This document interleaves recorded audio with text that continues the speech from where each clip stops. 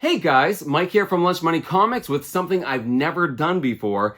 When you clicked on this video, you might have noticed it is much longer than my usual videos, and that is on purpose because I'm trying to solve two problems with one video. So ever since my channel first began, and we've been doing this for 3 years now, I've gotten a lot of questions, whether it's on Instagram or down in the comment section. People ask me things about, comic collections, about value, how to grade comics, and mostly where to find them in the wild. How do I find them at flea markets, yard sales, and things like that? But a lot of the questions I get, in some way, shape, or form, I've already answered, and that's especially true regarding the books behind me. Yeah, so a lot of people I hear will say, hey, that's a pretty cool comic book. What's the story with that? Or, hey, I'm trying to get one of those. Where'd you get it? Or, very common these days, new to the channel, what's the story with that book behind you? And in all of those cases, I've already done a video on them. In some cases, multiple videos. But I've realized now that I've been doing this for 3 years, there's a lot of new people to the channel that have never seen some of my older videos. And even people who want to find the videos about these books, it's difficult to go back over 200 videos and find the right one. Something else I hear all the time is people like the longer form videos. They'll put them on while they're bagging and boarding, and some people even tell me they put it on while they're in the car and listen to it like a podcast.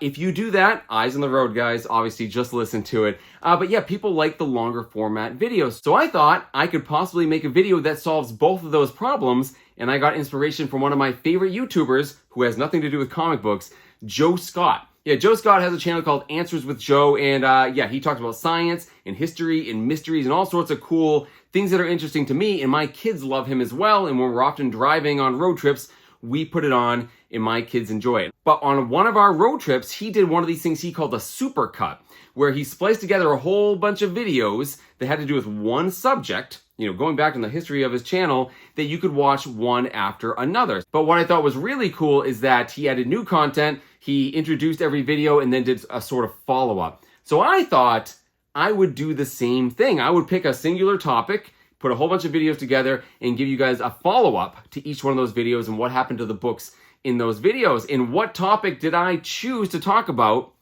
My best finds in strange and unusual places. Yeah, and what I'm talking about there, guys, is non-retail places, right? No comic shows, no comic shops. We're talking books found in flea markets, yard sales, antique shops, house calls, you name it, estate sales. They're all in there. And what I did was I picked 4 videos that I think had the coolest finds. And listen, I had a lot to choose from, but I picked the 4 that I think have the best story. So I decided to put those 4 videos together. Now, mind you, many of you who have been watching my channel since the beginning have seen these videos. Of course, I will put timestamps down on all of them. So if you want to skip one, knock yourself out. Otherwise, you can just let it run. So if this sounds like something you'd be interested in, grab all those comic books that you've been meaning to bag and board for a while. Make yourself a cold drink, maybe a bucket of popcorn. Actually, don't do that if you're bagging and boarding the comics, the butter. It's a terrible idea. One or the other. Or if you're on a long road trip, eyes on the road, feel free to listen. But that's it, guys. Hopefully you enjoy this supercut of the best things I've ever found in strange and unusual places. So for the first video I'm going to introduce, we need to go way back to the earliest days of Lunch Money Comics, my very first year, and I found this incredibly important key issue in an antique shop. Now, not only was this a very valuable book, it has a lot of historic significance, not only for the entire comic industry, but also where I live out here in Western Massachusetts. Enjoy.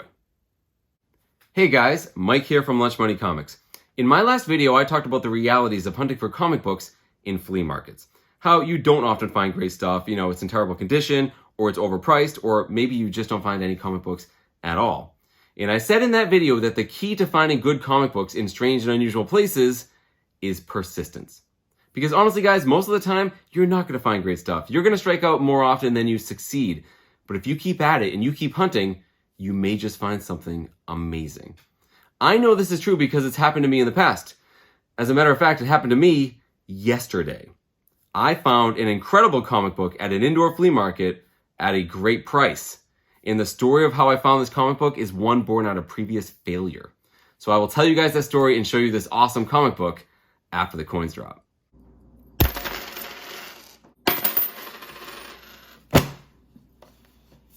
So first, let me give you a quick backstory of how this came to be. Let's go all the way back to last fall. October of 2022. My channel is pretty much brand new, and I'm filming content for a Halloween special. Basically, I wanted to go out and hunt for like spooky, scary monster comic books and then talk about them on my channel in the spirit of the holiday. And I decided to do this in Palmer, Massachusetts. So Palmer is really close to me. It's also close to the big Brimfield flea market. And because of that, there are lots of antique shops, indoor flea markets, and consignment shops. And I go there all the time, not just hunting for comic books, but also antiques and collectibles. In fact, I featured all of these locations, on my channel several times in the past. And I knew I could go to like 3 or 4 places in one afternoon. So I thought this would be a perfect place to look for scary comic books. I could go and just be done with the video in one afternoon of filming. So that's what I did. And I went to like 4 places and I had some luck, but I finally made it to this last place. I was tired. It's just like all the other places. It's a big consignment shop, right? People basically pay for a booth. They put their stuff in there and you can go in and buy any of it. But some of the vendors have like nicer stuff and they have their stuff behind glass cases. Well, I was peeking in one of these glass cases and I saw a pretty cool comic book. It was Teenage Mutant Ninja Turtles number 3. Awesome blue cover. There was also, I think, number 4, which is the green cover. And I asked the person who worked there if I could, they could unlock the case so I could look at them. So I did. I took them out. I inspected them. And I thought they were really cool. I also noted the price, which was like, around $100. I think there was a sale going on. I thought it was a pretty good price for this comic book. But ultimately, I decided to pass. And there were a couple reasons for that. One, this was the day I decided to be picky. So like I said, my channel was pretty much brand new and I was just buying lots of comic books to talk about them on my channel. I wasn't being very discerning. I wasn't buying comic books I necessarily wanted for my collection, so this is the day I said, you know what? I'm going to be picky. I'm only going to buy things that are Halloween themed and that is it. Ninja Turtles are not Halloween themed. The second reason I didn't get it is, even though I grew up in the 80s and 90s, I was never a huge Teenage Mutant Ninja Turtles fan.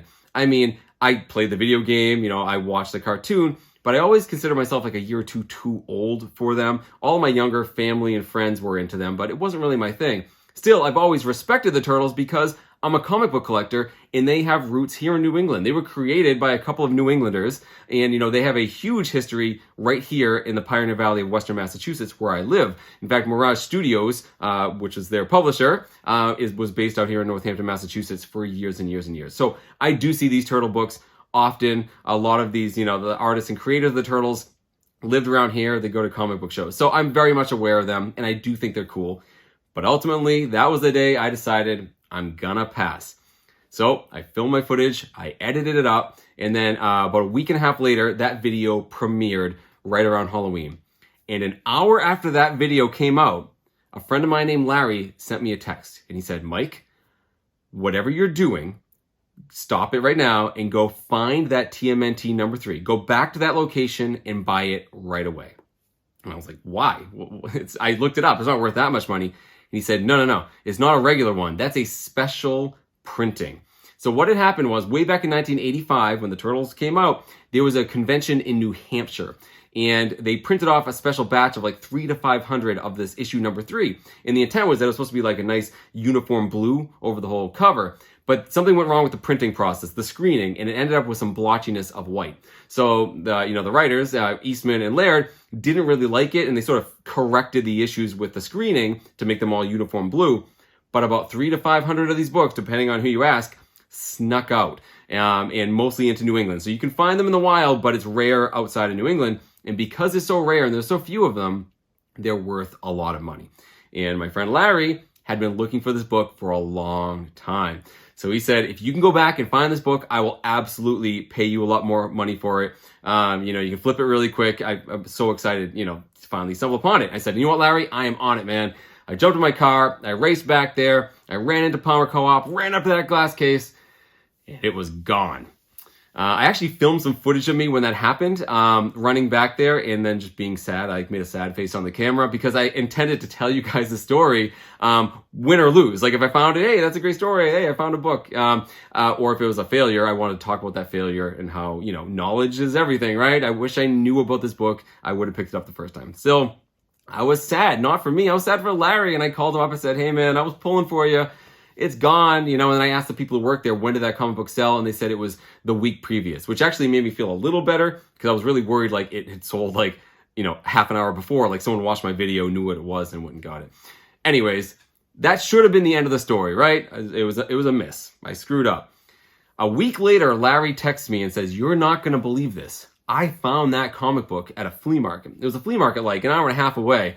And I said, wow, you found another one of those variants? That's crazy. He goes, no, not another one. I found that book.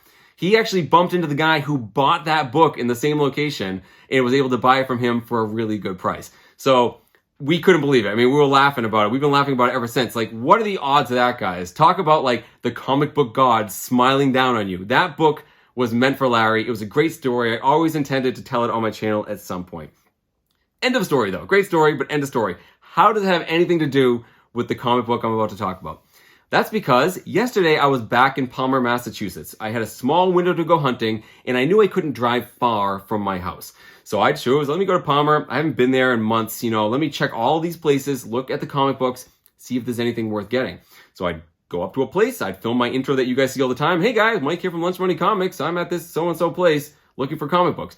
I would film that and go into this place and not find really anything good.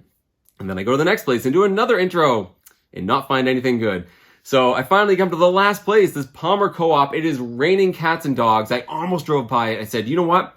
I'm going to film one more intro. I'm going to go in and just look in that case. That's it. I'm not going to walk around. I'm just going to check that case where I saw those books in the past, see if I have any luck. So I stood outside this place. I filmed another intro, which actually I will show you guys in a second. I was pretty pessimistic about my chances of finding something here. Watch this intro and tell me if you agree. Hey guys, it's a rainy, crummy day. I have a few minutes to check out this indoor flea market. I go here all the time. They do have comic books. It feels like it's pretty well picked through, but you never know. You find new stuff here every once in a while. Let's go see if we can have some luck. So as you could tell, guys, not exactly a ringing endorsement of optimism on my part. I thought my chances of finding something good here were pretty much slim to none.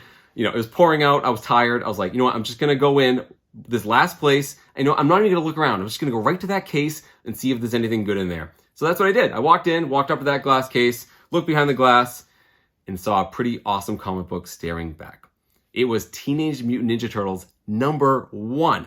Now, there were several printings of this book, and I wasn't sure exactly what I was looking at. I did like a double or a triple take on it, and I asked the woman who worked there to unlock the case so I could inspect it, and I saw that it was a third printing. Now, the first printing is like the holy grail of TMNT collectors, right? They only made like 3,000 of them. They're exceedingly rare and worth a ton of money.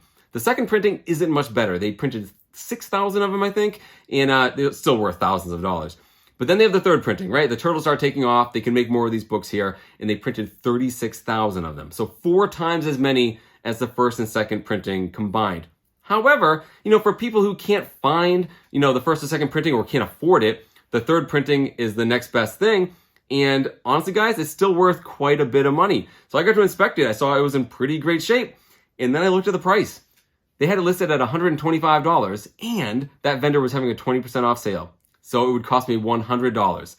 I'd love to say I thought about it, but I didn't. I did not hesitate, guys. I bought it immediately. Here we go. It is Teenage Mutant Ninja Turtles #1. Third printing, yes, but still #1. It's from 1985. It's published by Mirage Studios, which is a studio created by their creators, Peter Laird and Kevin Eastman. And this, of course, is the first appearance of the Ninja Turtles. Leonardo, Donatello, Raphael, Michelangelo, their mentor Splinter, and the villain Shredder. Awesome, awesome comic book. It has a black and white interior. You see it's sort of a magazine size, not your standard comic book size. And by most accounts, guys, this is the most successful indie comic of all time. This has spawned basically a huge universe, a whole franchise of characters that are beloved to an entire generation. And this is their first appearance. This is a fantastic book. It's kind of hard to tell the condition of this through this bag. This bag is pretty dirty. Actually, you know what? Let me open it. I'll show you guys what it is. Okay, being very careful. So you can see what it looks like outside of the bag. Really dark cover. These show color breaks very easily, but there's not many blemishes to speak of. I mean, there's a little bit of white fuzziness at the top, tiny blemish down the bottom. But otherwise, all the defects on this are pressable, and I am going to give it to my friend Jeff at Comic Spa to press this thing out. I think it'll look much better. I actually have it on high authority that the lower paper quality on these earlier TMNT books lets them press out really good, and they look fantastic afterwards. So I'm really excited to see how this looks. You can see the inside is black and white art. You can also see on the inside of the cover, it'll say third printing February 1985. There's also another way you can tell the difference between a third edition or third printing and first and second just by the cover. So if you look in the word turtles, the second T, there's a tiny little spatter of blood that is only present on the third printing, or at least it's not present on the first and second printings. So if you ever see this book in the wild and both T's are white, you know you're looking at an expensive book. So in terms of value, I've seen this book in terrible shape, sell for $500. I'm not sure what the grade is on this. Maybe conservatively, I'll say a 6.5. Once it presses out, maybe a 7.5, in which case it's definitely worth more than that. I'm not exactly sure. I'll have to reassess once it comes back pressed. But either way, I think I got a great deal for my $100 that I put into it. And what am I going to do with it? I'm not so sure. Like I said, I'm not a huge TMNT fan, but I'll tell you guys, now that I'm holding this, it's a pretty cool thing to add to one's collection. But, this is a good candidate, this book. I know people would appreciate it more than me. Maybe I will trade this book or sell it to try to get another book that I want more. I don't know. Ask me again when I get it back from Comic Spa. Either way, guys, it's a fantastic book. And to think, I almost drove by this place on this day. I never would have gone in and seen this book, and I'm pretty sure somebody else would have scoffed it up. There you go, guys. Teenage Mutant Ninja Turtles, #1, third printing for $100 at a flea market. Pretty awesome. All right, I put it in a new poly bag so that you guys can see it better, and I have less fear of damaging this book. Look how nice it presents in the Mylar, though. It really is a nice presenting copy. So the point I'm trying to make is this, guys. These big books do exist out there in the wild in these, strange and unusual places. And the key to finding them is just persistence. You just got to keep going out there and looking for them and let that drive you, right? I think that's why most of us who look for these, gems out at flea markets and yard sales do this, because it's the idea that there's this undiscovered treasure just waiting to be found. So you may have bad luck, but the next place might be better luck. That next vendor you check, that next box of comic books might have that big book you've been looking for your whole life, that blue chip key, or maybe even that comic book grail you've always wanted. They are out there, guys. Just keep looking. I promise you keep at it and good things will come to you. In the meantime, guys, thank you guys so much for watching. As usual, if you like this sort of stuff, go down, hit that like button. Leave me a comment. Let me know what you think of this. Feel free to subscribe if you haven't already. Follow me on Instagram under Lunch Money Comics IG. Yeah, pretty awesome. See you guys next time. So there you go. That was a pretty cool comic book to find while I was still in the early days in building the channel. And what I love so much about that story is that success was built on previous failure. The first time I went to that antique shop, there was an amazing rare variant there. I didn't know what it was. But that's the thing, guys. You learn, right? You build your knowledge base, you get that institutional knowledge, and then you leverage that and use it to your advantage. And that's how I ended up with that TMNT #1 third print. Now, do I still have that amazing book? No, I do not. I traded it to a friend of mine who loves the Ninja Turtles, and I ended up getting first appearance of Loki, Journey into Mystery 85. I still have it right over my left shoulder. I love trading, guys. I really, really do. And I usually don't regret it, but that's actually one of the few trades I kind of immediately regretted. And don't get me wrong, I love that book. But here's the thing. Although I wasn't a huge Ninja Turtle fan, before, the more I've got to know about the history of the Ninja Turtles out here in Western Massachusetts, and more importantly, the more people I've met who worked at Mirage Studios back in the day, the more I've gotten to love those early publications. So much so, I really needed to replace that very unique, non-Marvel, non-DC, important historical comic book and get it back into my collection. So I'd been searching high and low for one, and lo and behold, I did replace it with something better. This is a TMNT #1, still third print. However, this one is signed by the creators Eastman and Laird twice, not only on the cover, but also on the inside. And yes, I have an entire video dedicated to getting this book if you want to see that one as well. So yes, I don't have that original one, but guys, I still got a great deal on it. I ended up getting my first Loki, which I still have, and dare I say, I definitely upgraded to a better copy. So this next video is, drumroll please, the most viewed video on Lunch Money Comics. Yeah, and I think there's a couple of pretty good reasons for that. As a matter of fact, when people meet me for the first time, they often cite this video as the first one they saw on my channel. And I think it's a cool video because not just the finds and the comic books I got, but there was a long history leading up to this moment, which past me will explain in a second, and then a whole heck of a lot more that happened after the video, which present me will explain in a few minutes. So sit back, relax, and enjoy the most viewed video on Lunch Money Comics. Hey guys, Mike here from Lunch Money Comics with a pretty awesome video for you today. So last year I went to a yard sale down the street from me and a guy had comic books. I ended up buying a ton of them from him, over 800 in fact. I did a couple of videos on the channel and I have some pretty sweet books to show for it. But at the time I bought those, he actually told me he had more comic books down in his basement, older books, better books, and someday he'd invite me over to go down there and check them out. Well, that day finally came. He called me out of the blue. I went over there, and let me just say, guys, it was probably the best comic book collection I've ever found. They were great books, including a couple of bona fide grails. So check out the footage. I think you're going to like it, and then I'll meet you guys back here afterwards because we have a lot to talk about.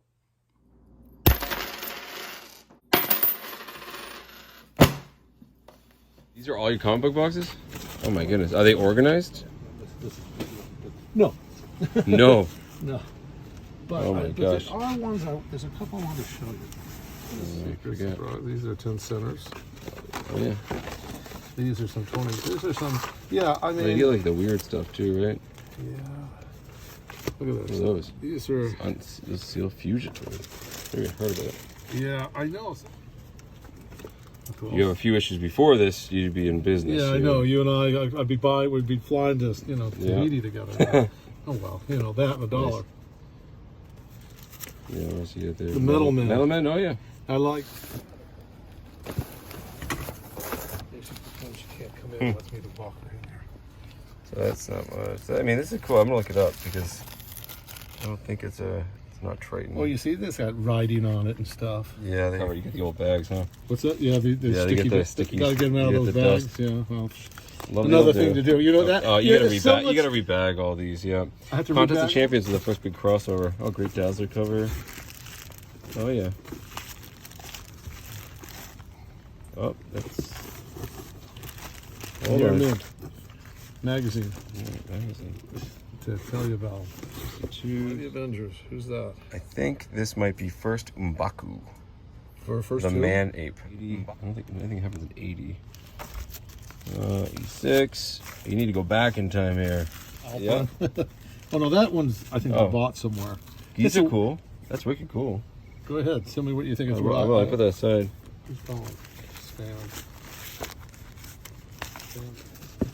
Okay, we got more good stuff here. Yeah, Mimic. Good stuff here. See, I have them in Sims.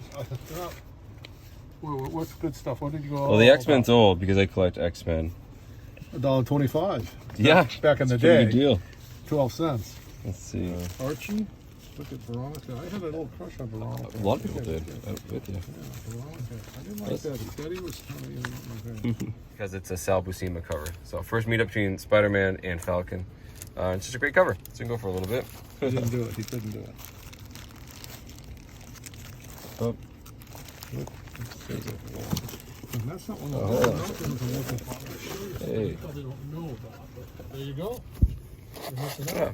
Again, not worth it a lot, but it's a cool comic book. This is the second meetup between Doctor Strange and Dracula. I like that book. Oh, I do like Doctor Strange. I've always. Oh, there's a whole bunch in here, yeah. The movies, I like the movies too. Here's some of my. These are all my old. All DC. DC. And that's Namor. Yeah, something there.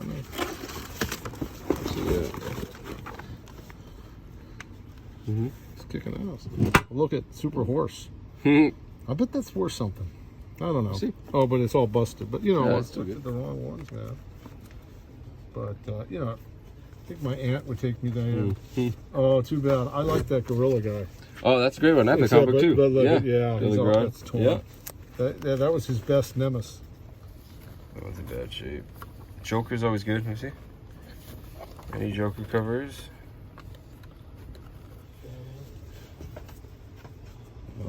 Pretty color break snap. It's a cool cover though. That's cool.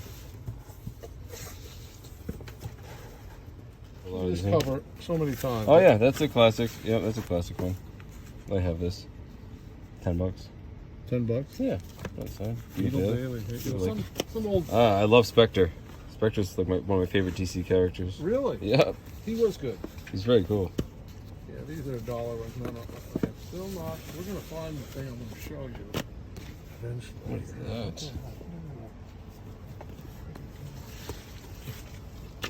Photos.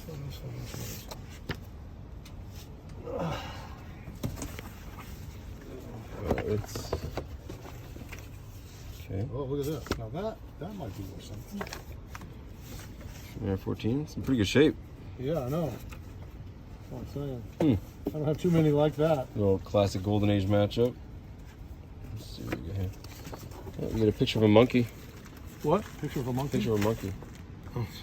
What is that? I don't know who took that. Yeah, a monkey picture. That's worth nothing, right?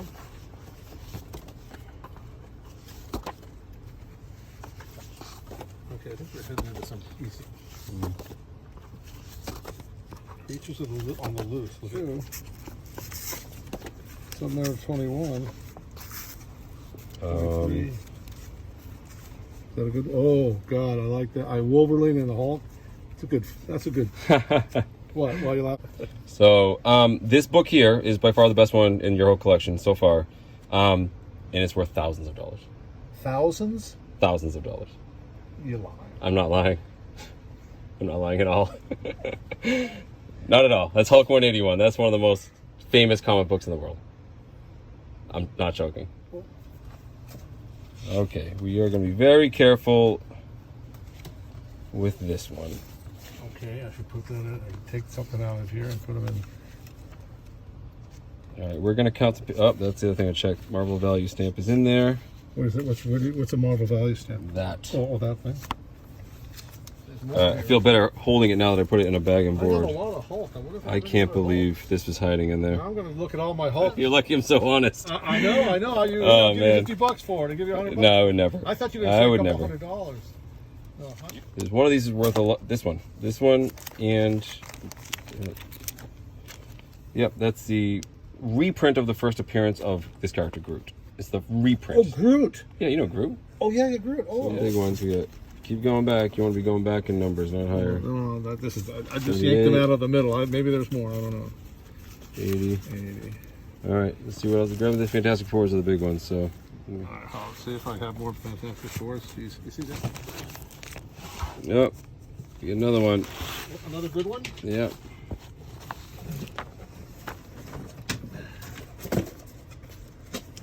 First Killmonger. Wasted money. Yeah, I've tried to get a few of those. Yay. We tried to sell all that. That's a good comic book. Bring it out. What's up? First appearance of Rogue. Rogue. Ooh, I like her. You know Rogue? Yeah. She's that's your silhouette right there. Kind of. This is many years ago. Tencent House of Secrets. In really good shape too. Legion. Oh, there's another good one. Where? Oh yeah, I've seen that one a lot. I feel good about the back of this box. Let's reach in here, see what we got. These are all F-Quest. Okay. My junior high school yearbook, will that go for anything? I doubt it. What's that? That was the era they were in, you know. Yeah, that kind of look. Oh, so close. Do you have more Fantastic Four? Some old stuff there. First Gladiator. We've got some old ones here. All right. You do? Well, let's go through Yeah. these. I'm just jumping all over the place. See them kid. Daredevil. Yeah. Oh, that's one of my favorite covers of all time. Daredevil 43. If I can get it out. It's stuck. Oh, he's fighting Captain America? Yeah, it's great. Jack Kirby cover. I love that one. That is a great one. A very good one. It's in decent shape. What are they? Concrete. Oh, yeah.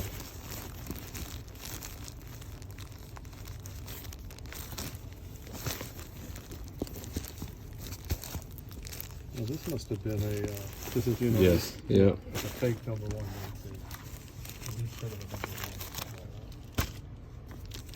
Not like some of these. I get that one. Classic Doctor Doom cover.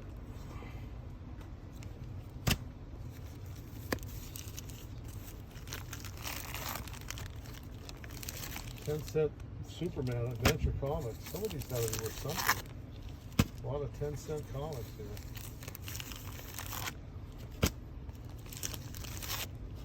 Really? You've like Golden Age Superman over there? Yeah, all here. I have to look. Oh, guys, you check these. Those are the probably the only good ones so far out of all that.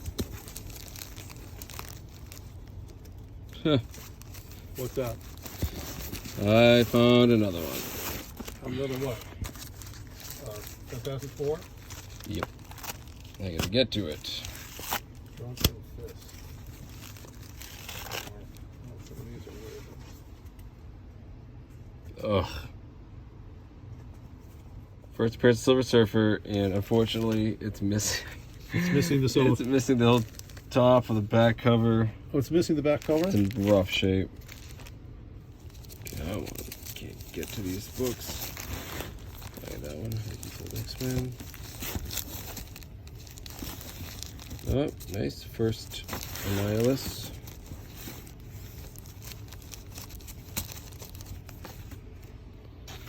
Wow.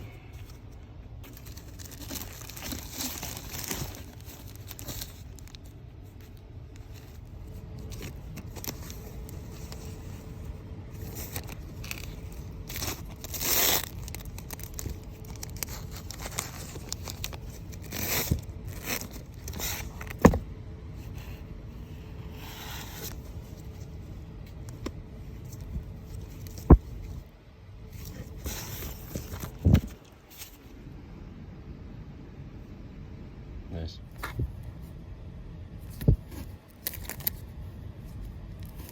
What's that?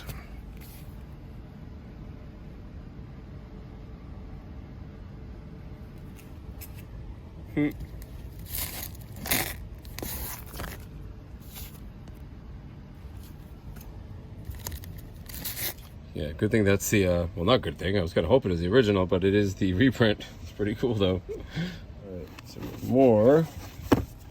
These are all DC? I don't know. More or less. Hawkman. There's a couple really good Hawkmans. I mean, again, people love these. But Any old Batman, like I have this book, is a good one. I expect I get some Creeper. Yeah, they're pretty cool. I got one of these the other day. $15, but it's cool. House of Suspense, 12 cents. Captain America. Now that's An Iron Man, yeah. Snoop Shield. Yeah, these, they're not all. Yeah, I don't. Iron Man. 12 centers. I recognize that one. Finest. Same thing though, like people love these. Yeah, but I don't know. Hold on, take that one out. It's sticky. Take that one out. Should I take it out? Yeah. This is might be a good one. Yep. This be Modoc. MODOK. Oh, we're getting further and further back. Take that one out. See, all these Submariners are. You almost have a run. You just got to go back to the first issues here. If you have Spider-Man, any old Spider-Man is always good. Okay, well, look, that's a 12-cent Spider-Man. They take all these Spider-Mans out. Well, that's 15 center. Still, people love Bronze Age Spider-Man. 20 center. Yeah. Okay, guys, I just left his house. I was not expecting that. I thought there might be good things in that collection. Wow. You guys saw a couple of big comics. Well, there were some comic books in that collection I really, really wanted. I was very honest with what they were worth, and the conversation came around to, would I want them? There's more to the story, guys. I'll talk to you more in a second. So yeah, that just happened. As someone who likes to hunt for comic books in, strange and unusual places like flea markets and yard sales, antique shops, digging through old attics and garages and basements, this is the stuff dreams are made out of, guys. Right? Like, we all dream of this situation where you uncover this old comic book collection. It hasn't been touched in decades, and you start going through it, and you're just finding great book after great book, and then you uncover that big one, that grail, that huge key that just makes you go, wow. We all dream of that sort of find, and I just got to live it. It was easily, the best comic book find of my life. It was pretty fantastic. Now, I give you guys a very quick rundown of why I was in this situation to begin with, but I think you deserve a little bit more detail as to how I ended up in this basement with this amazing comic book collection. So let's go back to last year. My channel is brand new. Someone down the street from me advertises they're having a yard sale and they have comic books. I contact them, they contact me back. I end up going over there before the yard sale to look through the books. Lots of stuff from the 80s, and I find some really good comic books. I bring this little stack up to the guy, ask him how much, and he says 50 cents a piece. To which I said, no way. I explained to him that he had several books worth, $50 to $100, and I ended up giving him $100 on the spot, and I told him I would buy more from him. He was completely blown away by my honesty, and long story short, he invited me back. I ended up buying most of that collection, over 800 comic books, and I did 2 videos very early in my channel's history. I'll link to them right here, and they were pretty good videos. I mean, they did really well, but most importantly, again, my channel was brand new, and they were really the videos that helped Lunch Money Comics grow very quickly. People liked seeing all the comic books, but I think most people responded really well to the fact that I was honest. But I will tell you a little bit about what happened afterwards. So I brought all those comic books home with me, and as I was inventorying them all, I realized there were a lot more than we thought. We had agreed on about 400 comic books. There ended up being over 800 of them. So I called him up and I said, hey, I owe you more money. To which he said, no, you do not. I do not want any more money from you. You've been more than fair, and I want you and your son to enjoy those books. I thought that was really awesome that he did that. However, I've always wanted to give him more money. Even though he didn't want it, not only were the books worth more, but, again, they helped the channel grow. And I kind of felt like, this collection really, put me on a really fun path, and I kind of wanted to do a little more for him. Now, the other thing that happened out of this was, he is an older guy, he's semi-retired, but he likes a lot of the same stuff I do. He dabbles in flea markets and yard sales, he buys storage units. So for a while we were talking, he'd text me pictures of things and I'd help appraise him, all this stuff, because I like the same sort of stuff. And he mentioned to me at some point that he had more comic books down in his basement. He thinks they were older ones, but he hadn't gone through them, and he'd let me know someday. So I was like, absolutely, I would love to go through them someday. But we kind of ran out of contact with each other. For the whole winter and the spring, we didn't really talk. And I never stopped thinking about me wanting to give him more money. Well, it happened to be that I was driving by his house, and he was out front, and I had some cash in my pocket, so I pulled over, and I said, I know you don't want more money, but I would like to give you some more. So I give him a whole bunch more cash right then. I explained it to him, like, don't ask questions, just take it. And he was really touched by that. He went into this whole spiel about he had done something nice for someone recently, and this was karma coming back around. And he invited me into his garage to show me some cool things that he wanted to sell. And it was great. I didn't have much time, and we sort of just left it at, someday, I'll bring him to a flea market or a comic book show. And he said he'd have to have me over to look at some more antiques, and he'd also show me those comic books. Of course, I was very excited, but I didn't push the issue, and that was it. Then comes this day. Middle of the afternoon, I'm working. He calls my cell phone and he said he got some baseball cards in. He wanted to know if I could appraise them. I said, sure, I can probably give you a ballpark of what they are. He said, great, if you come over later, we can also go through the comic books. So I got really excited. After work, I shot over there.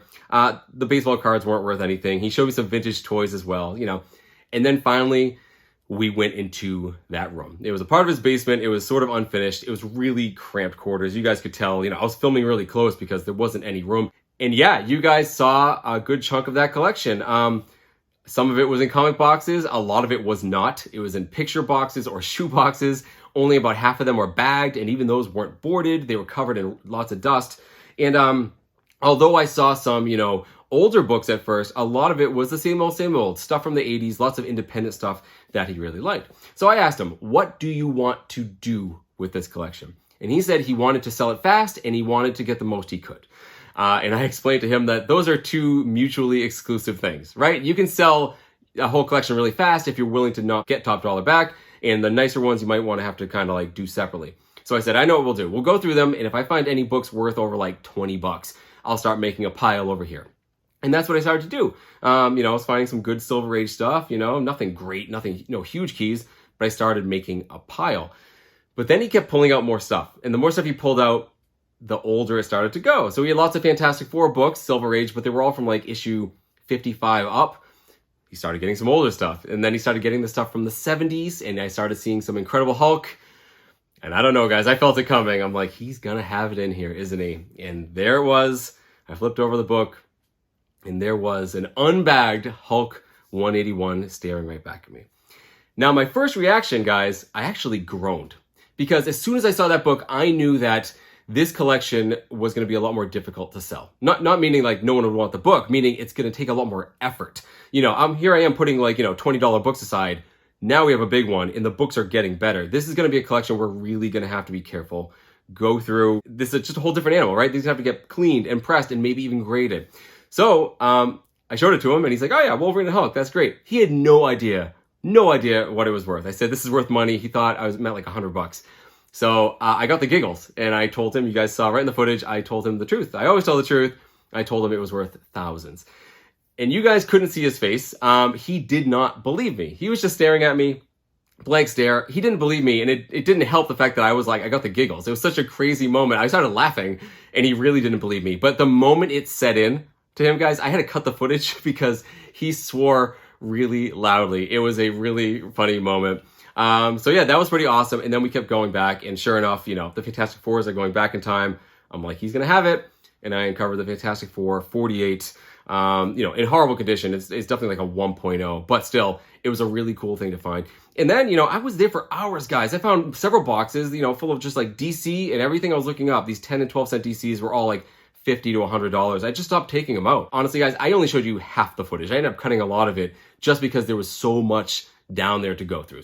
So I know what you're all saying at this point, right? Mike, that was a great collection, but it was someone else's. What is the point of this video if I didn't actually get anything for myself? Well, I'll tell you what happened next. We took the really good comic books and we went up and sat at the dining room table. So we have the best of the best. He grabs a pad of paper and we start going through the next steps. Very first thing, get bags and boards. I sent him a link from Amazon, like where to get Silver Age bags and boards so he could order them right away. Second, we set aside like some plans for me to go back over there, help him go through these books, sort by title and numerically, you know, start sorting them. And then thirdly, we started talking about price. So we're going through the prices roughly of what I think these really good comic books are. And I'm holding in my hand the two I think are worth the most, the Hulk 181 and the Fantastic Four 48. And we start looking at the prices right then and there together. You know, I was completely honest with the worth, and we were both looking on eBay for sold prices. I thought the Hulk 181 was a 4.0, maybe a 4.5 after cleaning the press, and graded, we came to the conclusion it's probably about $2,500. Fantastic Four 48, terrible shape, maybe $400 is kind of where we were at. So yeah, so I was explaining, like, if you want to get the most money for these, I recommend, you know, some of these we should get cleaned and pressed. The Hulk 181, I'll send it to my friend Jeff at Comic Spa, and then I'll probably should submit it to CGC. I make no secret, I'm not a huge slab comic book fan, but that's one of the books, you know, it's worth so much money. I think it's worth slabbing to keep it in better condition. And also, first appearance of Wolverine, he's right on the cover. It's an iconic book. I think it's okay to slab a book like that. Of course, me saying all this meant nothing to him. You know, he doesn't know anything about cleaning or pressing or worth or CGC. So I was like, I'll have to go through all that. I'll have to do it for you. Start talking about all that. And then he asked, he's like, well, what about the condition it's in right now? What if we didn't do all that? How much is it worth? And I said, I thought the Hulk 181 was probably worth about $2,000. Same thing, Fantastic Four, you know, a couple hundred, things like that. And he said, well, are they desirable? Could you sell them like that? I said, oh yeah, of course I could. You know, these are, you know, really, you know, famous books. Everyone wants these books. You know, heck, I would even like them. To which he turned and asked me, well, what about you? Would you want these books? Okay.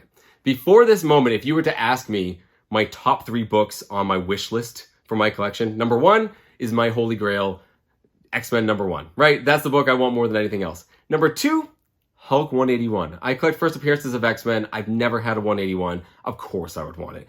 And my third most wanted book was Fantastic Four 48, first appearance of Silver Surfer and Galactus, 2 characters I absolutely love. So here I am holding my number 2 and 3 books on my wish list right here. And I answered, of course I want these books. However, I can't offer you any money for them. I said, I'm over here not to buy books. I'm here to help you sell the books. That's why I'm here. And if you want top dollar, which it sounds like he did, you know, I can't give him that money. I literally didn't have the money to pay, you know, $2,500, you know, $3,000 for these 2 books. And I told him flat out, I said, if you want to get the most for these that you can, you shouldn't sell them to me. So at this point, he looks over at this stack of comic books on the dining room table, and then he looks back to me and he says, you're really going to help me sell all these comic books? I said, yeah, I told you I definitely would. It's going to be fun. And he said, I want you to have those comic books. I would like to sell those to you. And then he threw out a number. Okay, I'm always honest. I will tell you guys the number in a second, but let me tell you what happened next. So I would love to tell you guys it was a no-brainer. I mean, it was a great price, but like I said, I didn't have the money. So I had to make a phone call to the boss, my wife. I knew I would have to dip into savings a little bit. So I called her up, explained the situation, and she understood the magnitude of the situation. And not only did she okay the extra funds, she actually went and got me the cash. Thank you very much to my wonderful, amazing, lovely, gorgeous wife. I really appreciate it, honey. So, to answer that question, Mike, did you get anything out of this collection? Yes. Yes, I did. I got Hulk 181, first full appearance of Wolverine, and Fantastic Four 48, first appearance of Silver Surfer and Galactus. The number 2 and 3 books on my list. Are you kidding me? Okay, before I tell you what I paid, let me talk about the books a little bit. Like I said, I think this Hulk 181 is a 4.0 right now, maybe a 4.5 with a clean inner press. It looks really good in this bag and with this top loader here, but trust me, it definitely needs a press. There's lots of creases in it. There are several long creases that have color break, including one that goes right down the middle. The worst part about it, I think, is the spine. There are a ton of color breaking spine ticks on it. Now let's talk about the good things. One, the inside is actually pretty great. The Marvel value stamp is still in there. The colors are very bright. You know, I don't know if this was early in the printing process or whatnot, but man, the colors are fantastic on this. So it definitely needs some work. You know, the whites could be brightened up. There's a little bit of highlighter right here. It looks like a little bit of yellow also on the back cover. Still, guys, it's a really great presenting mid-grade Hulk 181. Let's talk about this one. So this one looks pretty good from your standpoint, right? I think this is a 1.0. I think it's a very well-presenting 1.0. Here are the things going against it. One, I think you saw it in the footage, the top of the back cover of this book is completely ripped off. Second, you can see how dark that cover is. Anyone who's seen this book, like in better condition, knows it's a lot brighter, a lot redder. This is almost brown, and it's because it's very acidic. There's a lot of acid in the pages. It makes them very brown. It makes them very brittle. So brittle, in fact, that when I brought this home and put it in a new bag and board, I lost several pieces of the cover, just flaking right off.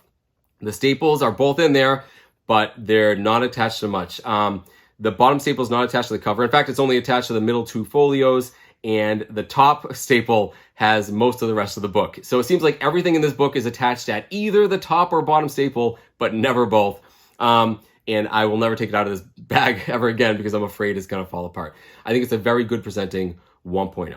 So again, in our, you know, perusing of eBay sold prices, we came to the conclusion like $2,500, $500. So here's the number he threw at me. The first number he threw at me, he said, how about $1,500 cash? And I thought he meant just the Hulk 181 at first. And then he quickly clarified. He said, no, you know what? $1,400 for both. And he went on to explain he was basically giving them to me for half price. He was thinking $1,200 and $200. Like I said, that's a great price, but it wasn't a no-brainer because I had to make sure I could get the money from the wife, the boss. So yeah, I was able to get the cash and I paid him for this. Now, I can already hear a lot of your comments coming because the last time I did a video where I bought comic books from this guy, I got a lot of the same comments, and I'm going to try to get ahead of all of them right now. So the first comment I got a lot of last time was, you did the right thing. I think I did the right thing. And a lot of people on those last videos said, you know, that was the right thing to do. I believe in always being honest and fair with everybody. Always treat people with kindness and respect. I mean, treat others like you would want to be treated. You wouldn't want someone ripping you off, even if you were in the dark and didn't know what they were worth. What if it was your grandfather? You would want people to not take advantage of him and be honest. And I truly believe in always telling the truth. You know, my kids will probably watch this video. Hey, kids. And that's a lesson, you know, I always want to instill in them. And the truth is, guys, you know, being honest all the time, it doesn't always work out for you. If you're always honest about prices, you're probably not going to get the best deals. But I promise you guys, you will get more opportunities. Let's not forget why I was in this situation to begin with. It's because I was honest way back when. The first time I met him, that's why he called me back. That's why we had a relationship. We had a rapport. That's why he called me up to be there. I believe in always being fair and telling the truth. You know, a lot of people call it like karma. You know, what goes around comes around. If you do nice things will come back to you. I don't think it's anything mystical or magical, guys. I think it's pretty straight science. Like, people who are nice have more friends. And when you have lots of friends, good things happen to you. That's it. That's it. Treat people with kindness and respect, and good things will happen to you. There's nothing magical about it. The second comment I know I'm going to get. And man, I hear this all the time. Whenever I paid someone more money than they asked, I always get this line. I get it from family and friends. You're a better man than I. The implication being that in the same situation, they would not have told the truth and paid more. And I do not like that. Because why not be better? Why not be the better man or woman, right? If you have an opportunity to be the better person, always choose to be the better person. Like I said, it won't always work out for you, but you have a clear conscience and it's the right thing to do. So for those of you who would have just taken these comic books and ran at $100, yeah, you would have got a great deal. But I just disagree with that. That's just entire concept and that entire sentiment. So I apologize for any of you who would think otherwise. The third comment I got last time, and I really don't like this one, is that still didn't pay him enough. Right? I got a great deal on these, but people would say, oh, you still ripped him off. A couple things. One, I didn't offer to buy these books. He threw that number out there. But two, I haven't fully paid for these books. Don't forget, it wasn't just the $1,400. It was also what will inevitably be dozens of hours of bagging, boarding, inventorying, and selling books that do not belong to me. I basically just put a down payment on these books right here. So I have a long way to go to paying these off, really. It's going to be fun, but yeah, it's a lot of work. I still have not quite paid for these books. So hopefully I got ahead of all of the main comments I got from last time. That being said, guys, go down below, sign off. I would love to hear your opinion on these books. Let me know what you think of the entire collection. Let me know what you think of these books. Let me know which side of the fence you fall on. Did I pay too little, pay too much, or did I do the right thing? A couple things I want to ask very respectfully not to do down in the comments is send me offers for this comic book collection. Since day one, I've always said this, guys. I do not sell things through Lunch Money Comics. I don't want it to be about that. I want it to be light and fun, talking about the hobby, hunting for comic books, the stories, the art. I've never had any intent to sell things on my channel. I don't do live sales or claim sales. I don't even do sponsorships. Now, I reserve my right to change my mind in the future, but I don't want to do that now. Furthermore, we haven't even started inventorying these books, guys, at all. And this guy's kind of old-fashioned. He likes things in cash. He likes things local. I think it's going to be an uphill battle to get these sold, online. So I'm just going to respectfully ask people, don't send me offers down below. We're a long ways from that. I knew you were drooling over it, but please don't send me those comments. One more thing. I don't want anyone to think that I'm being flippant or cavalier about $1,400. I know for people who spend a lot of money on comics, that's nothing, and that's a great deal. But it's not nothing. That's a lot of money. That's rent money. That's mortgage money. That's, the cost of plane tickets to go visit a loved one. That's a lot of money for what is really just old paper. I know us going back and forth and hemming and hawing over how much to spend on these books is definitely like a first world problem. I just don't want anyone to think that it's lost on me. That's a lot of money, and I don't want anyone to think otherwise. For you kids out there who are thinking like, oh, $1,400 is a great deal. It's not. It's a lot of money for comic books. I just want to put that out there. I'm totally aware of how much it is.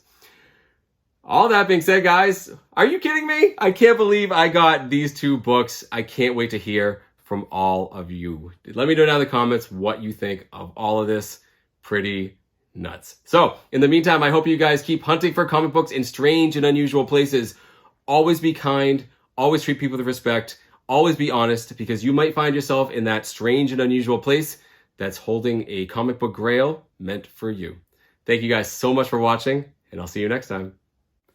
So yeah, you can see why that's one of the more popular videos on my channel. Sort of the dream find, right? What I love so much about that video isn't necessarily the comic books being found down there in that manner in the books I pulled out, but it's the fact that the relationship I have with that gentleman, Andy, has continued to blossom since that video. Yeah, I knew him beforehand, but I did help him sell that entire comic book collection. The whole thing. And we still hang out to this day. I mean, he's really into the same things I am. Flea markets, yard sales, estate sales. He loves buying storage units. And he often calls me when he has questions about collectibles. And I've even helped him carry some heavy things, notably an entire organ, like a piano organ. Yeah, that was fun. Thanks, Andy. Really good guy. I still talk with him all the time, guys. But it wasn't just those books I pulled out. We kept finding books in that basement in subsequent weeks. Also did videos on those. I got an Amazing Spider-Man number 50. You see right over here. First Kingpin. I got a first Juggernaut over there on the wall. And in regards to the two books that I picked up in this video, do I still have them? I sure do. Right over my shoulder right there, you see the first Silver Surfer. It's going to stay that way. It's in really poor shape. I'm not even taking it out of the bag. But the other book, you see a blank spot right here on the wall. There it is, guys. Hulk 181. I had my buddy Jeff of Comic Spot clean and pressed it, submitted it. Came back a 4.5, which is more or less what we thought it was at the time. Yeah, and a great book, guys. One that's absolutely not going anywhere. Not just because I love this book in the story that I got it, but it makes me remember my really good friend Andy. We love to still talk about it. So, some pretty great books and a story of a continuing friendship hopefully made that video one worth rewatching. So if that last video was my most watched, this next video is certainly my most profitable. This is the story of me going to an estate sale full of Golden Age comics. And if there's a lesson to be learned here, it's get up early.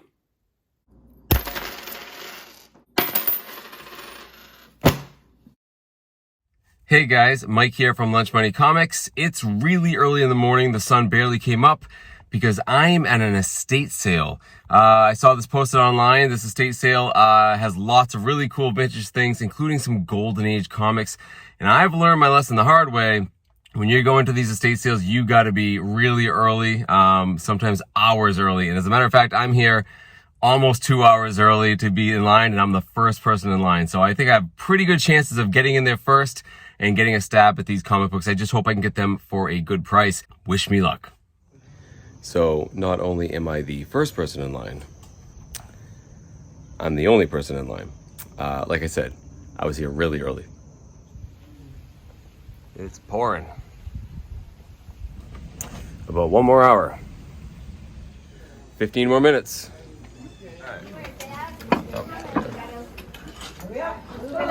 Comic books right there? All right.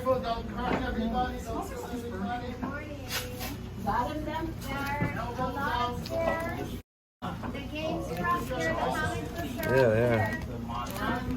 Oh, sorry, I'm grabbing these here. What do we got here? What are you grabbing? I want the Tessie right there.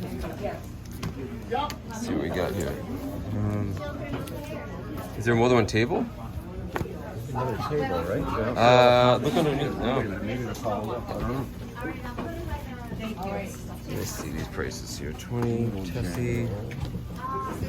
Is that Archie? Did you grab that Archie underneath there? Let me see that.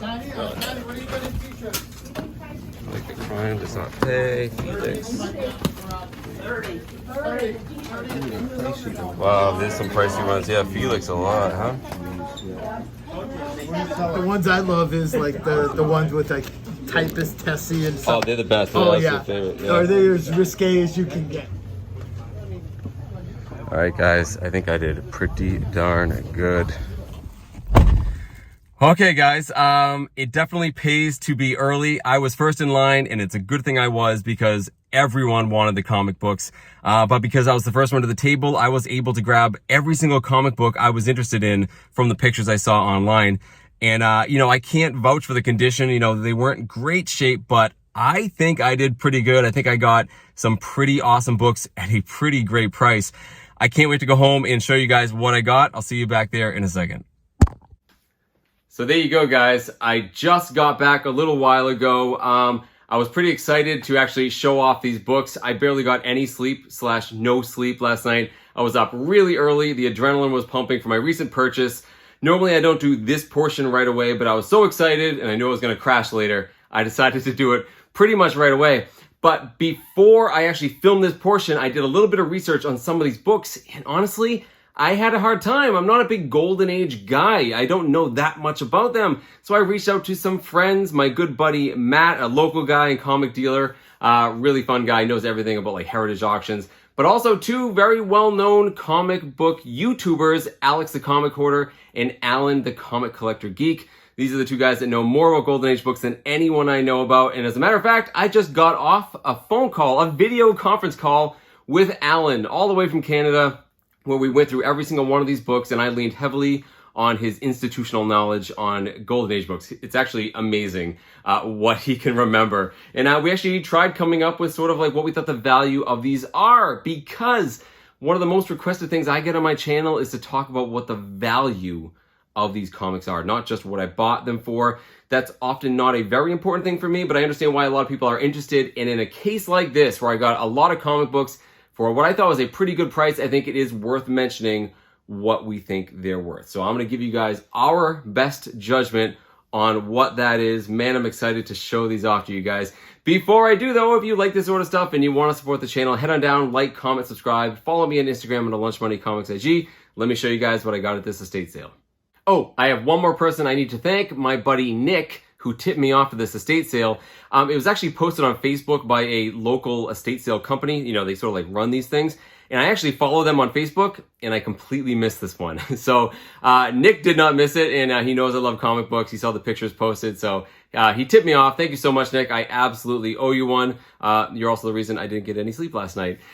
Because you guys saw, I was there super early. I was there actually 2 hours before this thing was supposed to open. And the reason is, I've learned the hard way. I've learned from experience, guys, that if an estate sale is posted online and there are lots of collectible things, there's going to be a huge line there early. And if you're not there like 2 hours early, you're not going to get the good stuff. And I've done this. I've gone like an hour early thinking I'm fine, and I did not get the comic book. So in this case, I wanted to make sure I was there first. I was there 2 hours early, and I was barely first. People filled in behind me pretty quickly, and they were also looking for comic books. So I wouldn't have got half of these had I waited any longer. So the one thing that was kind of making me nervous while I was waiting in line is I didn't know how these were going to be priced. Like I said, I've gone to these in the past and they price them all sorts of different ways. Sometimes, yeah, they're really cheap or they're like $1 each, but usually they'll put them all together like in a massive lot and it's like $1,000 for all these comic books. And you know there's only 1 or 2 good ones in there. It's not worth buying. Or even worse, sometimes they individually price them, but they just go onto eBay and they look at like the asking price. And you guys know, like, people who don't normally sell comic books don't always look at condition. And if they don't take that into consideration, the prices are all out of whack. So I had no idea what this was going to look like. So when one of the workers walked by while I was waiting, I said, hey, well, where are the comic books so I can get to them quickly? And how are they priced? And the woman said they were all individually priced. So here I am going, great. You know, it's the latter case where these are going to be just way up in the stratosphere and they're going to be way too expensive. But you guys saw, I was very pleasantly surprised. They were very competitively priced, and it looks like they did take condition into consideration, which is always appreciated. So what I'm going to do is I'm going to show you the prices they had on the books. Just know that I got these as a bulk deal, that I'll tell you at the end what I paid for everything. But I'll give you the price that they were selling it for. I'll give you the price that, you know, me and Alan sort of think they're worth. And then I'll tell you the total cost at the end. Sound good? All right, let's get into it. So let's start off with the cheaper books and we'll work our way up to the really good ones you guys saw in the footage. So let's start with this. This is Crime Does Not Pay number 82 from 1949, published by Lev Gleason. And what these are true crime comic books. You see there's multiple stories in each one, and yeah, they depict real crimes that happened. Before the comic code, some of these true crime ones were pretty gnarly. They had almost like a pre-code horror kind of vibe to them, but it was more horrific because they were based on things that really happened. So I guess this is about as PG as true crime could be. You see a bunch of guys fighting on a train. Cool Charles Bureau cover. Yeah, these aren't worth a ton, but I think they were a really cool snapshot in time. And it only cost $5. You see my sticky note here with my notes on it. I don't know much about these Golden Age books, and I'm too exhausted to memorize this like I usually do. So there you go, guys. $5 I thought was pretty good. But now we're going to jump into what we call the good girl art. Most of you know exactly what I'm talking about. You know, these covers from the 30s, 40s, 50s showing women. Predominantly, men were the collectors of these books and readers. And before the comics code, these women would be scantily clad and in promiscuous situations. After the comic code, they had to be more discreet in how they depicted women. They put more clothes on them, but they used more like innuendo and things like that, right? To kind of put them in suggestive situations. And they're very collectible. People love them. So again, these are all from the 40s, so they're not going to be too, you know, they're all PG, absolutely. Let's start with this one here. This is the Texan Comics number 3. It's from 1949, published by St. John Publishing. And yeah, this is pretty cool. You see what we're talking about with the good girl art right here. A damsel in distress, and she's being chased down by a Native American that I'm sure is absolutely culturally insensitive. And I think it's kind of a cool cross section between, you know, that good girl art and Western comics, which have their own huge collectability and following. And I thought this was pretty cool, and I was hopeful that it was worth a lot of money, but it's not worth that much money. The reason is some of these actually are because the art was done by Matt Baker, a very famous artist from the time. But this particular one was done by Bob Lubbers, and so for that reason, you know, it's not as well sought after. So it's actually in really good shape. It's actually really good. It presents fantastic. They had a sticker price on it of $20, which I thought was great, and we think it's worth about $50 or $60 in this shape. So I think, yeah, I think it's absolutely worth getting. I think it's a great looking comic book. Happy to pick it up. Man, this next one, I was actually a little disappointed because I thought this would be worth a lot of money, and several of the people who walked up behind me were specifically looking for this book, which I held in my hand at the time, so I kind of felt bad for them, but not really because I wanted it. And it's this. This is Jumbo Comics number 113. It's from 1949, published by Fiction House Magazines. And this is a cool Joe Doolin cover depicting Sheena, Queen of the Jungle. She's sort of a jungle girl. You see her here with the jungle animals, and there's also some like shrunken heads down there. Now, I thought this is like a classic good girl art cover. I thought it was really neat. But I found out from Alan that, yeah, unless it says jungle in the name, they're not as sought after. People like the Jungle comics, not the Jumbo comics. And even looking up prices of this book and other similar books in this series, I was surprised to find out that this is probably worth about $75 in the condition it's in. Some of the better ones, like $100. So still, I think it's a great looking comic book. The colors on it are fantastic. A lot of the ones I looked up online had like faded to a yellow. I think it's a great looking comic book anyways. This one was listed at $40, which is one of the highest ones that was there. And I think it's just because of how good the condition is. So this is the one I paid closest to what actual retail is. So still, very cool look comic book. Absolutely love this. All right, these next ones I'm going to show you are very interesting because, yes, they're Good Girl, but they also are being published by Timely Comics, later Atlas Comics, later Marvel Comics. It's the same publisher, and I think all of these were edited by Stan Lee in the 40s. So let's start with this. This is Tessie the Typist number 6. And what a lot of these are, this is one of the ones that follow, they were sort of like romance, comedy, comic books with multiple stories in them, similar to like Archie, but with like better art, usually following female protagonists with very mundane jobs that were right there in the title of the comic book. So this is Tessie the Typist, so we know she is. And yeah, it's a really great looking book. This is actually from 1946. I think one of the oldest ones I actually got. Fantastic. This is a series that was published with Tessie from 1944 to 1949. Great, you see her fashion right there. But yeah, I thought this was really cool. I think it's a great looking cover, and it's in fantastic shape. Maybe a little bit of wear on that staple right there, but we looked it up, and this one's probably worth about $130 to $150. I think most of these kind of fall into that slot. So great looking book from 1946. Very cool. Staying on the Tessie the Typist train. Oh, did I mention this is $20? This one was $20, which I think obviously is a great deal if it's worth, $150. Next up, we have another Tessie the Typist, also $20. This one's number 18. It's from a few years later in 1948. I'm not sure on who did the cover of this, but it's a great cover. Again, excellent shape. Given its age, the colors are fantastic. A couple of very small color breaks, but otherwise it looks great with a really bad joke on it. Sorry so late. It's raining cats and dogs, literally. It's the 40s, guys. Yeah, again, really cool looking comic book. $20, I think it's totally worth it. I think this is probably in its condition, probably worth about $175. At least that's what Alan sort of thought as well. So very cool right there. This next one, again, still looking at Timely Comics, still in the same wheelhouse of these female protagonists. This one's Nellie the Nurse. You see, once again, her occupation is in the title. This one isn't worth as much. Maybe it's because, the cover isn't as suggestive. I mean, it kind of is. But yeah, this series here, this one is particular issue 1947, I think, is when it came out. And yeah, we think it's worth about $70. It's not a very desirable comic book. Harvey Kurtzman cover. The one thing I thought was really interesting about this is that because it's multiple stories, who makes an appearance in this book in one of the stories? Tessie the Typist. So there's Tessie the Typist stories in Nellie the Nurse. Yeah, once again, $20. I think that's a great deal. Okay, this last Good Girl one, not only I think is the best one by far, but it also is, it's up in the running to be the most valuable book I got on this day. And it's this. So this is Hetty Divine, number 22. Remember that number. It's from 1947. And just like those other girls I showed you, Hetty Divine was a female protagonist in her own story. She had her own comic series called Hetty Divine. It later changed to Hetty of Hollywood when it got to the 50s, more like Hollywood, California themed. And you see she's a beautiful blonde bombshell. You see she's dressed to the nines, and she is literally stopping traffic, as all the men catcall her. Yeah, I mean, this is firmly, guys, in 1947, right? And yeah, it's in a pretty decent shape, which I'll talk about more in a second. But why do I think this comic book is worth more? It's because this is actually Hetty Divine's first appearance.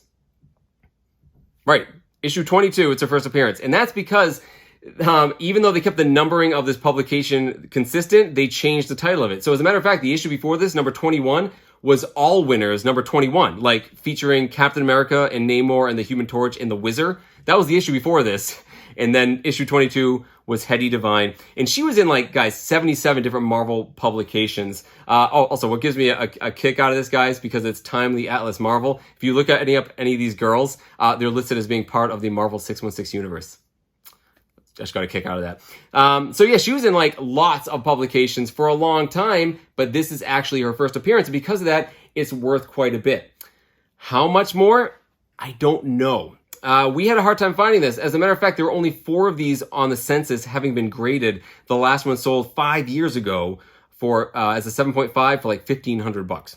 So obviously, this is nowhere near a 7.5. I think this is probably a 3, conservatively. There is a little bit of a pull at this staple, although it is still attached. There's a little bit of a tear down here on the bottom, and you can see the back cover has a little bit of chipping, but the front cover looks fantastic. The colors are great. The whole middle of it looks absolutely awesome. And so because of that, I think this book is worth a little bit. Looking at similar Hetty titles, again, ones after her first appearance, in this condition, like a 3.0, they're all in the neighborhood of like $250, pushing $300 in some cases, depending on condition. I think this is probably a $300 comic book.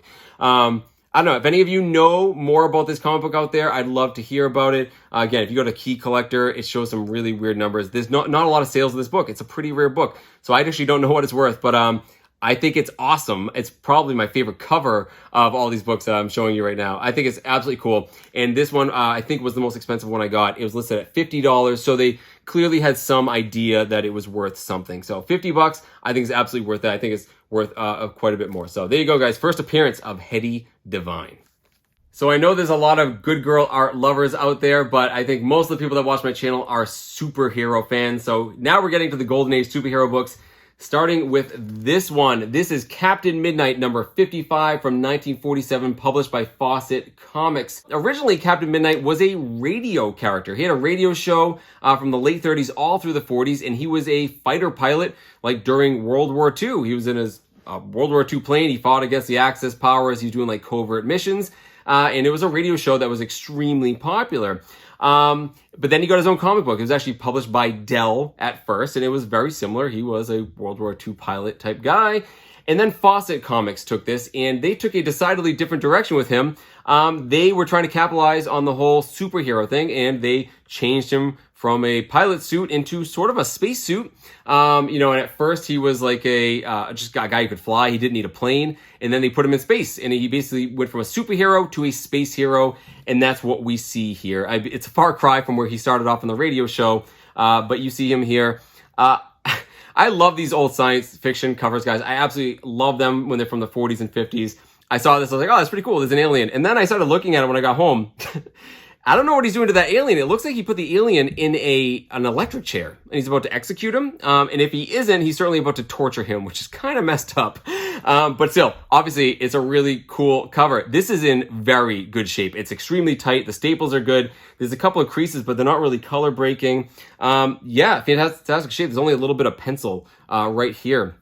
Awesome cover. Also, there was a TV show, I believe, that they did with this character. So this book here was listed at $35, and I think based on the condition and how cool it looks, we think it's probably in the $150 to $180 range. I actually thought it'd be worth more, but there were a lot of these published, and he's not a super huge popular character, although he did appear with other Fawcett Comics heroes like Captain Marvel, aka Shazam. So there you go, guys. Captain Midnight number 55. Pretty awesome book.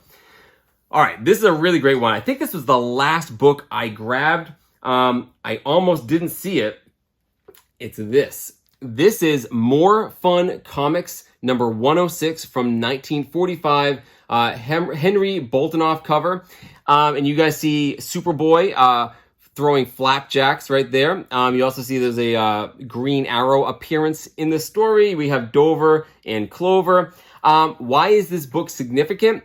Because evidently, and Alan told me this is the third cover appearance of Superboy. His first cover appearance was in More Fun Comics 104, then 105 would be his second, 106 here is his third. It's also his sixth appearance in DC Comics overall. So pretty cool in that regard if you are a Superboy fan. The biggest problem with this is that there is a split on the spine going about halfway up the book. Top staple is attached. It does appear complete. Even at the condition, Alan thought this was at least $150, probably a $200 book based on other similar books that we saw. So I thought that was pretty good considering the sticker price on it was $20. So I think that's pretty awesome. And I had no idea when I picked it up that it was that early of a Superboy appearance. There was another Superboy comic book there that I let go. Someone else was interested in it and I thought it was a little too beat up. So I felt like I needed something Superboy. I grabbed it. Happy that I did. 1945. Pretty crazy, guys. So now we're down to the final two DC books. You guys saw them in the footage. They're the two that I wanted the most, the ones I made a beeline to, and I'm pretty ecstatic about both of them. So let's start with this one. This is DC World's Finest Comics number 43 from 1949. And you see here that this is a large 76-page comic book with a cool cover of Superman, Batman, and Robin fishing in Wyoming, also featuring the Green Arrow in the inside. Fantastic cover, sort of a goofy cover. But guys, these old Golden Age DC books with the yellow background, more on that in a second, they have an aesthetic to them, right? They jump up from a mile away when you see these Superman books. And the fact this has Superman, Batman, and Robin on it, I absolutely had to have it. I also am a big fisherman, so I thought this book was cool. It's a square-bound book, and it definitely has some wear and tear on a couple of spots. However, guys, I've seen like more modern square-bound books in worse shape than this. The spine is actually remarkably good. This is actually in pretty good shape. However, I was shocked to find out that this book wasn't worth nearly as much as I was hoping it was. I saw recent sales of this book in about this condition, which I think is, once again, 2.5, 3.0, around $120. That surprised me a little bit considering how old it is and the fact that it has, you know, 3 major early DC characters on it. So I was surprised. The sticker price once again was $50 on this. So I think it's totally worth $50 for this. I think it looks awesome. Absolutely love it. Finally, it comes to the Superman book, guys. You saw it in the footage. There it is. Again, when I saw these pictures online, you could see the yellow cover from a mile away. It's iconic. It's what you think of when you think of Golden Age Superman. I've never owned a Golden Age Superman comic book before. So here we have Superman number 57. It's from 1949, Wayne Boring cover. Really interesting things going on with this. You see, we have Lois Lane dressed up in the Superman suit. And although this isn't listed as a key per se in a lot of the online sources, Alan assured me this is one of their first attempts at a female Superwoman, really, with her in the costume. So a precursor, I guess. But yeah, it's a really cool comic book. It does have its condition issues. Let's talk about the spine. Yeah, it is detached. Just the cover is detached at the top staple. It's fine on the bottom. There's a little bit of a split down here on the bottom that extends to the back of the back cover. It's a little dirty, a little beat up, and you see someone was practicing their cursive longhand, writing Superman over and over again on the cover, really lightly in pencil. But from far away, guys, it's a great presenting book. Certainly a prime candidate to swing this over to my buddy Jeff at Comic Spa, see what he can do with this.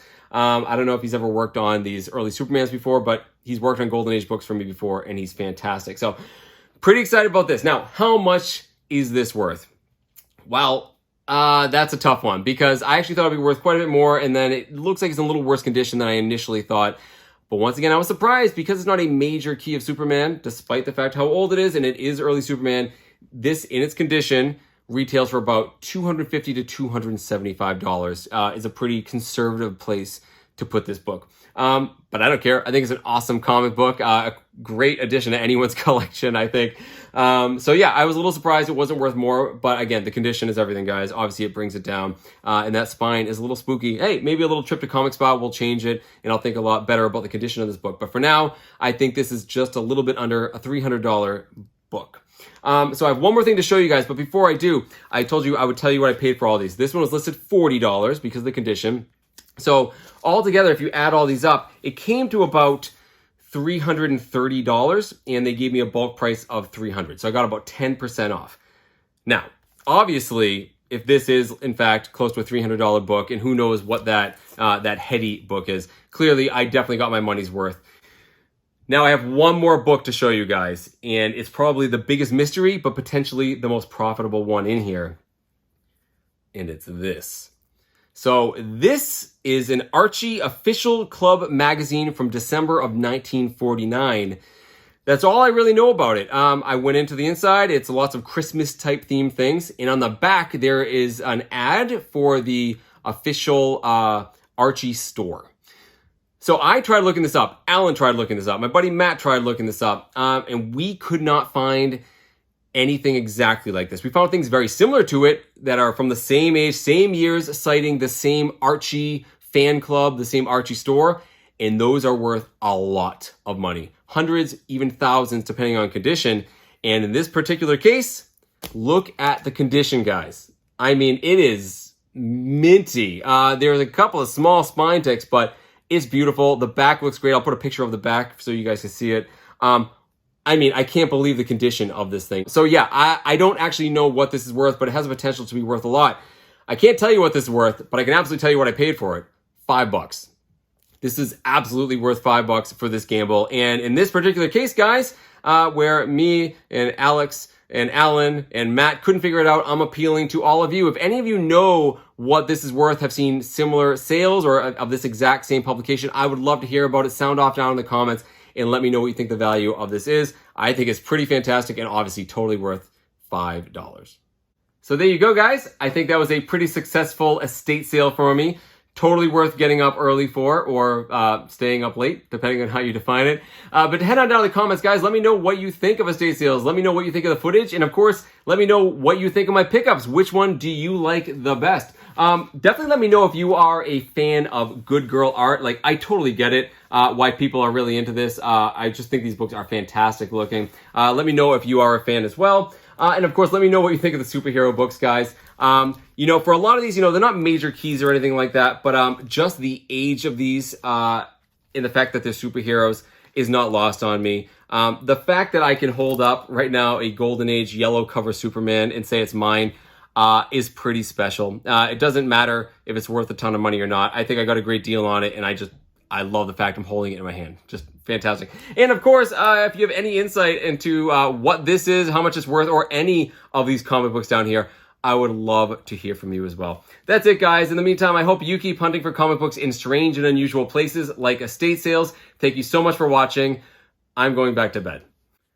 So thank goodness I was early. My only regret was I didn't have more cash on me. I certainly would have bought a lot more. Now, the story with those books that I picked up is an interesting one. I'm going to tell you right now, I only have one left of that collection. And the reason is, those books ended up being worth a lot more than I or really anyone else would have thought. So some of those I actually sold that day to Alan the Comic Collector Geek. A lot more I traded over subsequent years. In fact, I traded at World's Finest for pretty much the end of my Chris Claremont X-Men run. I got a ton of stuff for it. Yeah, and slowly they all disappeared. I do have one book left, and it is the Superman number 57. I love this book, guys. My wife loves this book. It's just a great looking book from 1949. It's in terrible shape, but I love it. It reminds me of this really cool estate sale find, and I'm always going to hold on to this book. I think it's really cool. But really, the book to talk about was that Archie. Because in subsequent weeks and appealing to the public, I got in contact with a lot of people, including some Archie collectors, and found out basically this book was one of a kind. Although there were other books similar to that, that Christmas special, there was only one. There were no sales of it, raw or graded, anywhere. So I decided to get it graded. It was in such great shape. I had my friend Jeff at Comic Spa clean and press it. I sent it actually along with the Hulk 181, and it came back as a 9.2 white pages. Not only was this book from the 40s a 9.2, it was the only one on the census, no recorded sales. A lot of people made me some pretty generous offers on this book outright, but I got contacted by the auction house Comic Link that wanted to showcase it in their year-end auction. I thought it would be a fun video. I did. They took it and ended up selling for about $4,000. So my $5 it cost me at that estate sale, I made $4,000 on it. And what did I use that money for? To buy my Grail book, X-Men #1. So just goes to show, guys, you know, the early bird gets the comic, and even the most mundane things that you see could be worth a lot. If you see something that looks unusual you've never seen before, grab it, because it might just be worth a comic book Grail. So this last video features me finding a valuable comic book in one of the strangest and most unusual places ever, the musty basement of a library.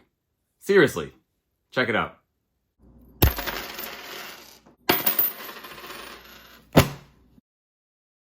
Hey guys, Mike here from Lunch Money Comics with a video I couldn't wait to get out. So a local library in my area has a big book sale a couple of times a year. They have it down in their basement, and most of these books are ones donated by either members of the library or just people who live in the area. And I love old books. I collect all sorts of things. I have a pretty big library, and I love going to this sale for a couple of reasons. One, the books are cheap for most of the week that the sale's going on. Hardcovers are $2, soft covers are $1, and magazines and things like that are 50 cents. And on the last day, everything is half price. And I've had some great luck finding not only books for reading material, but also rare first edition books and things like that. But in the last couple of years, I've also gone for comic books. Yeah, sometimes you can find comic books there, and this time was no different. I found these in the kids section. It can be pretty hit or miss, guys. I've done several videos actually on this place where I found some interesting modern books, but nothing really good. And honestly, I didn't expect to find that much this time. Now, normally I go on opening night. I'm actually a member of this library, so I get that sort of first pass, but I actually wasn't able to go. So it was a couple of days by the time I was able to get here. And at this point, I figured there must be nothing good left in this box. Still, I see these Batman Adventure books. For those of you that know, this Batman Adventure run was based off of the Batman animated series in the 90s. And although most of them are sort of worthless, there is one, very notable, that's worth quite a bit. And that is issue number 12, First Appearance of Harley Quinn. Now, like I said, this sale had been going on for a few days at this point. My hopes were low, but still, you might find something good in here, right, guys? These were 50 cents each. Even if I don't find anything great, I was excited just to have some new reading material. Still, as I'm getting towards the back of the box, my hopes of finding something good was starting to wane. There were some X-Men books, there were some older classic books, and then this happened.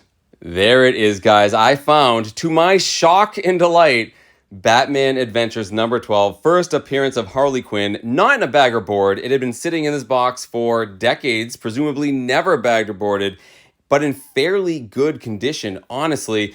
My heart was pounding at this point. My adrenaline was spiked. I was super excited, but I also resolved to go through the rest of this box just in case there was something good in the last 10 or so. Either way, guys, I decided to get a good bundle of these books for 50 cents each. There's enough cool stuff here. I was happy to bring them home. Honestly, though, I kept looking over at that first Harley Quinn. I just couldn't believe that this book was just hanging out in the basement of a library. And then I looked down and noticed even more comic books sort of spread out all over the table that I hadn't even noticed at first. Now, I don't know if this came from a different donor or a collection, but it was a pretty eclectic mix. There were a few books that were in bags and boards. Most of them were not. And honestly, guys, I wasn't that interested in most of the ones on the table, either because they were in terrible shape or they were simply titles that I'm not interested in. So I ended up passing on most of these. But the important part is this, guys. There were 2 comics that had bags and boards, and that's important because this Batman Adventures 12 should have been in one. So sorry to Power Man and Iron Fist, but first Harley Quinn gets precedence. Had to put it in the bag and board to protect it. I was absolutely stoked, guys. I actually ended up leaving a lot of books. I sort of sorted them for the next person. Maybe a kid will pick them up. But for now, I took my big stack of comics and decided to check out the rest of the sale. Now, for hardcover books, I'll definitely be going back on the last day of the sale when everything's cheaper, but I want to check out the magazines real quick because sometimes you can find comic books in larger format ones mixed in. I also checked out the really little kids section because the people that work this sale, they just do their best in terms of sorting things where they think they belong. Sometimes they see a superhero or a comic book and it ends up here. I didn't find anything in this room or in the magazines. However, on my way out, right next to the cashier, I saw these Beetlejuice comics that had been pulled aside and priced up. Clearly, someone had gone through things and put a cost on them, but they missed a pretty big one. Still, I ended up with a pretty good stack of comics, guys. Let's go home. I'll show you what I got. Crazy. So yeah, that just happened. It's funny, in my last video, I mentioned how lately I haven't had a ton of luck finding comic books in those strange and unusual places like flea markets and yard sales. I would certainly classify a book sale in the basement of a library as an unusual place. But in that video, I said, the key to, success in finding books in those strange places is just to keep at it. Just be persistent. Keep going to those places. And in fact, the more unusual, sometimes the better because people don't think to look there. Sure enough, I recorded that video and the very next day, this happens. And it's actually not the first time this has happened. A while back on the channel, I did a video where I went to a whole bunch of antique stores. I didn't find anything good. Basically tried inspiring everyone with those same words, just keep at it. And a few days later, I got an amazing comic book at an antique shop. Just goes to show, guys, you got to be persistent. You got to keep looking, and eventually good things will happen. Pretty awesome. But before we get to the really, really good book, I got 40 other comic books at a great price. I definitely want to show those ones off first. So before I do, if you want to support the channel, hit that like button, throw me a comment, and if you're on Instagram, make sure you follow me there under Lunch Money Comics IG. All right, let's go through these comics real quick before we get to the amazing one. First up, we have a couple of classics illustrated. We have The Gold Bug and Other Short Stories. So these classics illustrated were comic adaptations of classic works of literature. This one is all stories by Edgar Allan Poe. We have The Gold Bug, which is a story I loved as a kid. It's, a pirate hunting treasure. There's some code breaking in it. For those people who only think of Edgar Allan Poe as someone who does like scary stuff, The Gold Bug is a pirate adventure. But we do have some other classics in here like The Telltale Heart and A Cask of Amontillado. I was really into Edgar Allan Poe, especially as a kid, guys. This is kind of fun to pick up. Not in great condition. Same is true of this one. This is Gulliver's Travels, another great classic story. These aren't worth a ton, but they're always cool to pick up, especially if they're cheap. There were not a ton of Marvel books there. I'm primarily a Marvel collector, but I grabbed the ones that I thought were pretty cool. First up, we have this. This is Power Man and Iron Fist number 81. These are a classic team-up duo, guys. The heroes for hire. Pretty cool book. Happy to grab it. Speaking of Heroes for Hire, I also found this one. It's a modern book. This one features the Daughters of the Dragon. We got Black Cat there as well. Just a cool book. We have a couple of Captain Americas here. This is Captain America, The Heroic Age. We have issues 608 and 609. I don't know anything about these, but I will definitely check them out.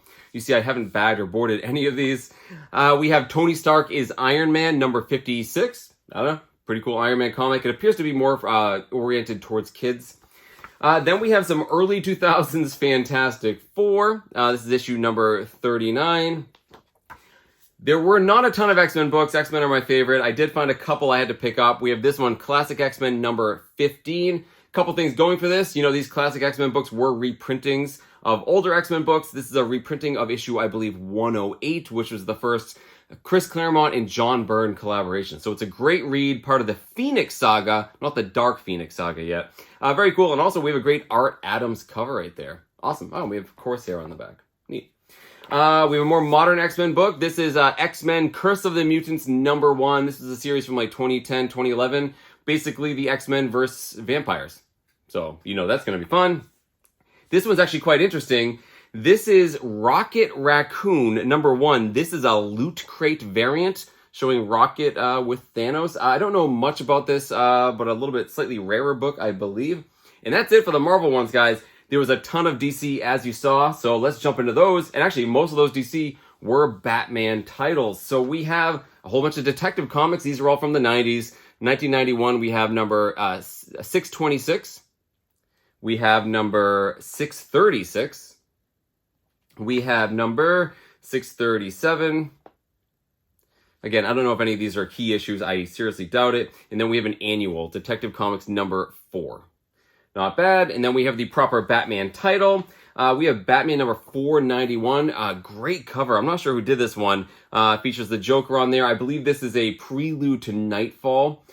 Speaking of Nightfall, here you go. We have a whole bunch of those. We have Batman number 494. We have number 496, 499, no issue 500, unfortunately. Jumps up to 505, 507,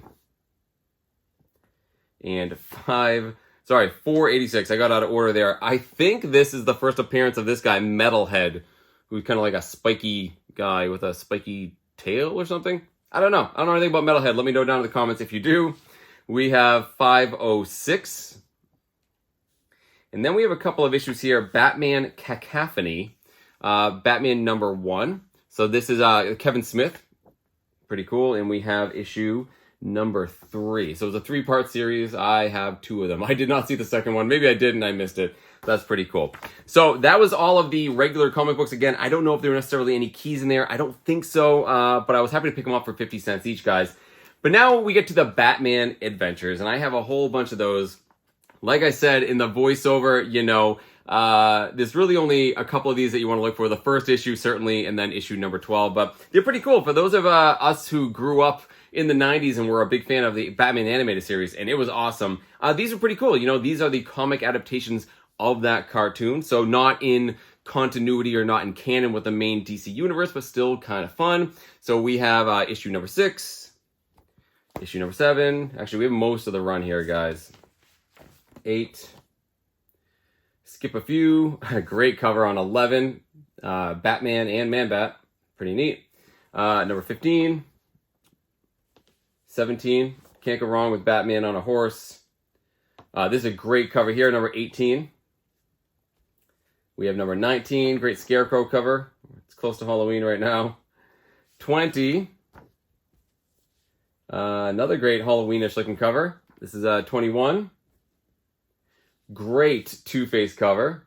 22. Great Poison Ivy cover. Actually, these are all pretty great covers, to be honest. You know, they're cartoony, but they're awesome. 24. 26.